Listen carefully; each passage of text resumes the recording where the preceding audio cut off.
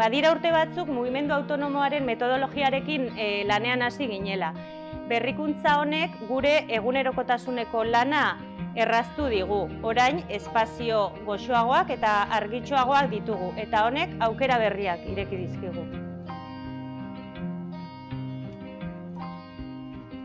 Eraldaketa honek, obra honek, haurraren garapenean laguntzeko baldintzak hobetu dizkigu. Alde batetik, haurrari bere bidea egiteko, bera protagonista izateko, autonomia ekosistematan jarduteko baldintzak hobetu dizkio. Hezitzailei ordea, behaketak egiteko egoerak dira hobetu dizkionak. Behaketa honi eratorritako esku hartzea doitzen lagunduz.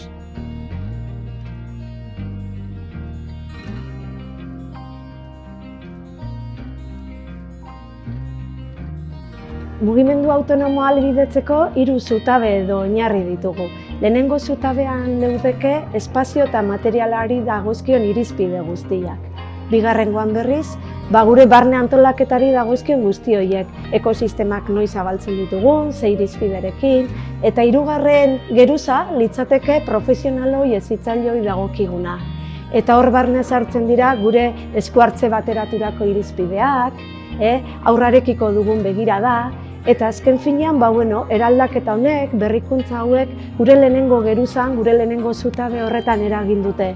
Espazio, material horien berrikuntzan azken finean, eta geruza horren eraldaketa horretan hor eraginez, lortu dugu gainontzekoten ere eragin dezan orokortasun baten.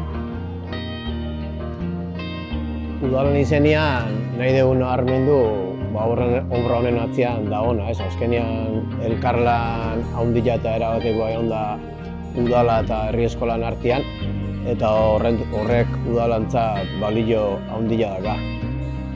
Hasieratik eskolan beharrei erantzun diogu udaletikan, eta hor eskaera garbilak zian, aspalditikan edo azkenengo urtetan lantzen nahi dian metodologia berriak indartzeko edo hobetzeko, espazioak ere doitu eta hobetu inbertzean, eta hor udala jakina bidelagun izan du eta izango du herri eskolak. Azken batian, Zumaian hezkuntza sistema publikoa kalitatezkoa dakau, baina obra hauek, berrikuntza hauek, elkarlan hauek kalitatezkoa dan hori indartzen jarraitzeko oso lagungarriak dira.